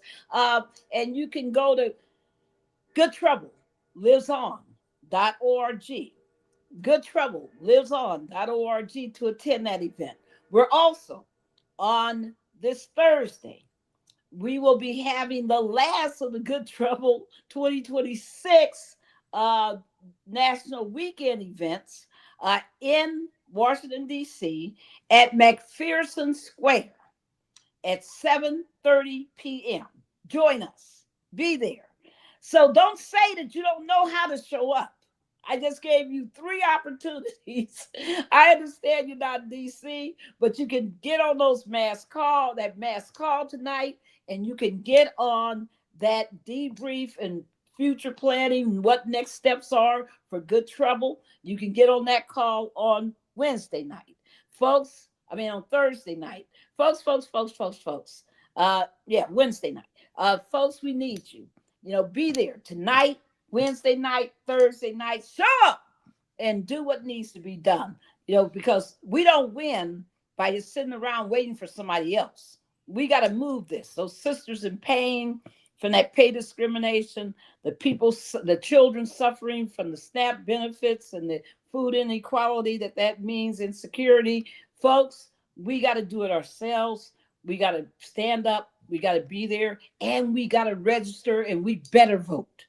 Like we're losing our minds. We better vote. Barbara, once again, because I heard a .com and a .org. Yes. If we want to be on the call, and we want to listen to the call of more than 200 organizations. How do we get that information? You go to, I'm going to put it in because, I think it has both labels, frankly. But let me do this real quick, folks. Give me a second. Oh, Barbara's working on that. This is the kind of work that we do. And a lot of it in the tech age allows us to do it. Go ahead, Barbara. I'm sorry. It is freedomsummer2026.com. freedomsummer2026.com. We're having a mass call tonight, 8:00 p.m. Eastern, which means 5:00 Western. Please, folks, you got plenty of time to sign up, plenty of time to join that call. Tell your brothers, sisters, friends, colleagues all over the country about the call tonight. Now, once we sign up, they send us a link. Is that what they do? Yes, of course. Okay. Yes. Okay. So once you sign up, they send a link to you. Mm-hmm. So that's very exciting to find out what the other organizations are doing. And those of you all who say we ain't doing nothing and that we ain't involved, all of that mythology falls apart when you participate in these calls. So join the call. We're not just over here at KBLA doing talk. We are doing organizing. We're making it happen. You need to find out what your counterparts are doing in other cities, other states to hold Congress, the Senate, and presidents and courts accountable. When you hear it yourself, it helps sharpen the pencil for what you do locally in Los Angeles, in Chicago, in Atlanta, in New York, and in every place where you can hear our voice at this hour. Barbara, we have about 3 minutes before we come forward. You might have a point that you want to make because I think I saw you about to say something, and then save enough time for your own word of hope, Barbara. It's okay. Everybody, listen. There's one other thing you can do. That house is up to no good. The house, the Congressional House of Representatives, they're up to no good under old Mike Johnson. He'll do whatever Trump says, no matter how insane. So they are actually going to try to pass the SAVE Act tomorrow. And they, remember they passed it before. They don't care if it hurts you. They don't care if it makes sure that there's no mail-in balloting ever again. They don't care if it hurts, 62 married women with different surnames than when they were born. They don't care. So, folks, we want you to care. Call 202-225-3121. You heard me, 202-225-3121. Now, tomorrow, just keep calling. Call them and say no. Vote no on the SAVE Act. No SAVE Act. And we're going to have to do this again when it gets to the Senate. Folks, last time 1.1 million of you, called in and stopped it. We're going to do what we got to do because it's ridiculous that they want to hurt voters instead of encourage voters. I also, my word of encouragement. I saw some amazing people this weekend in these streets. I saw people in little small communities walking those streets and registering voters. I saw churches with thousands registering voters. I saw churches with 50 registering voters. It's a reminder, people, like John Lewis said, not only did he say get into trouble, good trouble, necessary trouble, he also reminded us if you see something wrong, do something. Don't just sit back and talk about it. Don't just sit back and shake your head. Do something. Everybody This is our duty in this moment, to be the Fannie Lou's, to be the amazing people, or just to be our grandparents who fought so hard for our rights. It is up to us, and I know that we have within us the genius and the beauty, because I saw it. We brought 8 young Gen Zers to Atlanta to help us with the program. They turned it out. They were amazing. We had 2 that were already there. They were just amazing. They gave me more than hope. They gave me just a heart full of love and happiness. I came out of this weekend with happiness in my heart. I'm Jesse Jackson Jr. You've been listening to Tenacious Tuesday on the Grind with Barbara Arnwine. So grateful, Barbara. Love you. There's nothing you can do about it. Look forward to hearing you and seeing you on that call. More on KBLA Talk 1580 when we come forward.